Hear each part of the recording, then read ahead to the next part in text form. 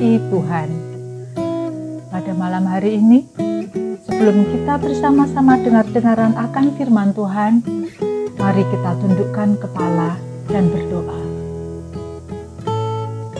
Bapa kami yang di surga, kami mengucap syukur untuk kesehatan, pemeliharaan, dan sukacitamu bagi kami.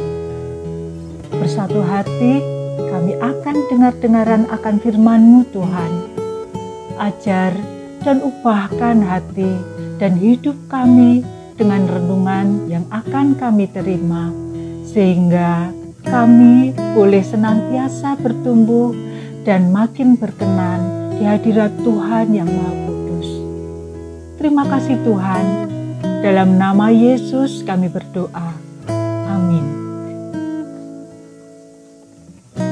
Ibu-ibu yang dikasihi Tuhan, sudah 1 tahun kita hidup di dalam masa pandemi ini. Pandemi yang berlangsung di negara kita maupun di seluruh dunia. Semua orang dicekam oleh perasaan takut akan penyakit ini. Dan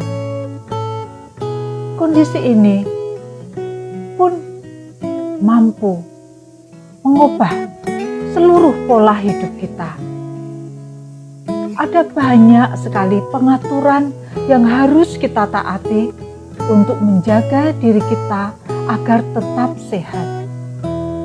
Tapi itu pun tidak menjamin kita 100% aman.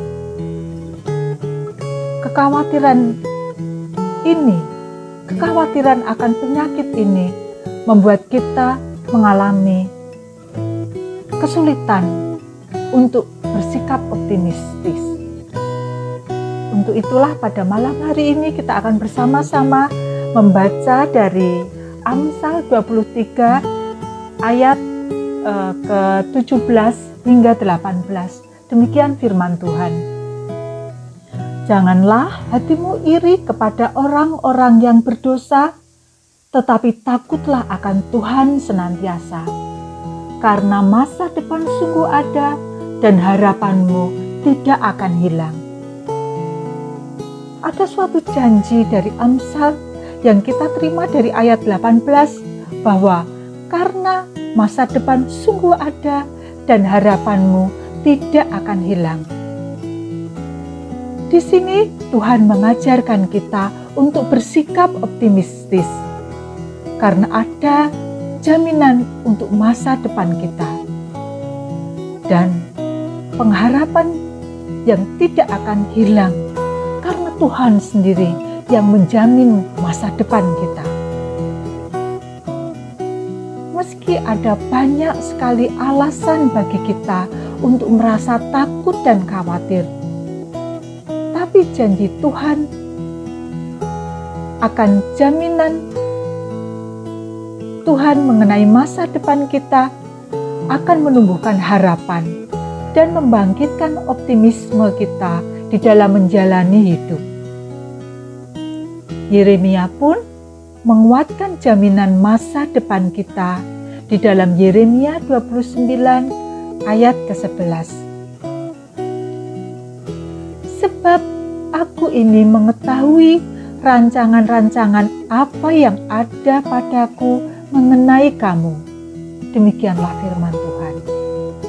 Yaitu rancangan damai sejahtera dan bukan rancangan kecelakaan, untuk memberikan kepadamu hari depan yang penuh harapan.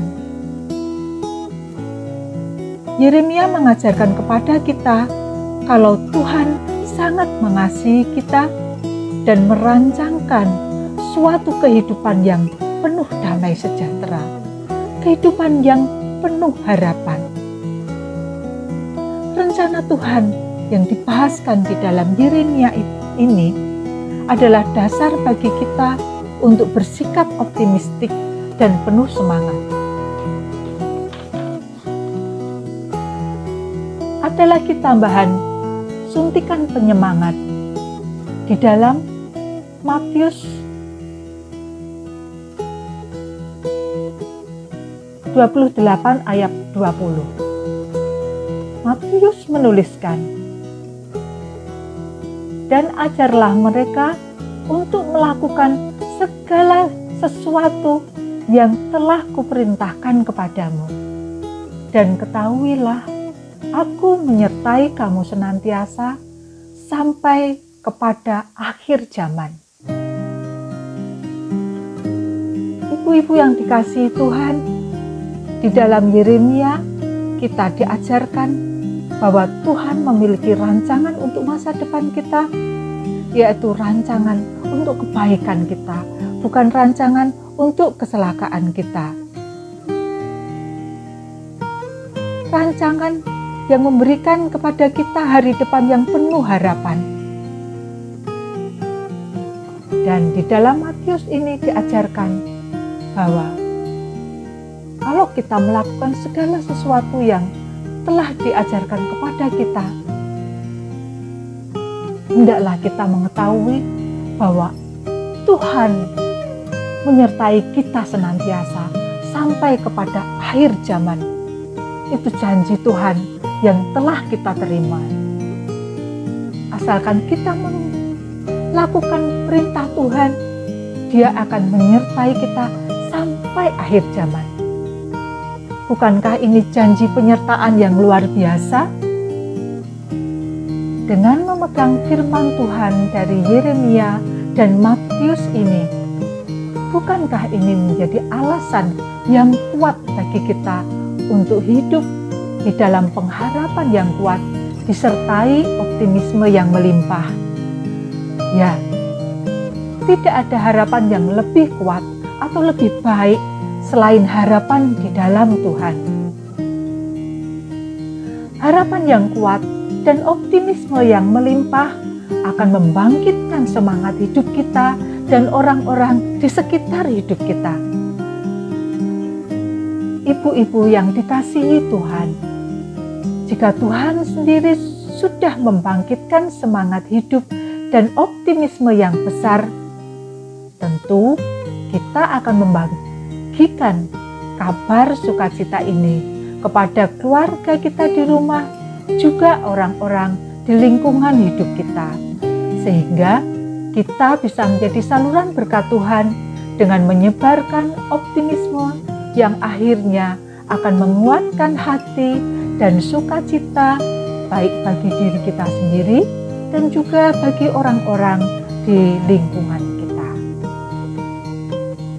Marilah mulai sekarang ibu-ibu, kita akan senantiasa belajar untuk bersikap optimis dengan berpegang pada janji Tuhan yang telah kita terima saat ini dan selalu menyampaikan kabar baik yang penuh pengharapan akan pemeliharaan Tuhan. Amin. Mari kita berdoa.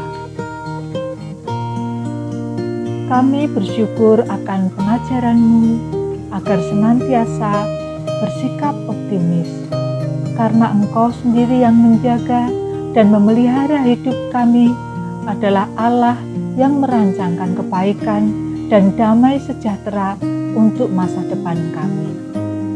Jadikanlah firman-Mu ini lentera di dalam setiap langkah hidup kami, sehingga kami bisa lebih optimistik dan hidup di dalam damai sejahtera. Terima kasih Tuhan, di dalam nama Yesus kami berdoa. Amin.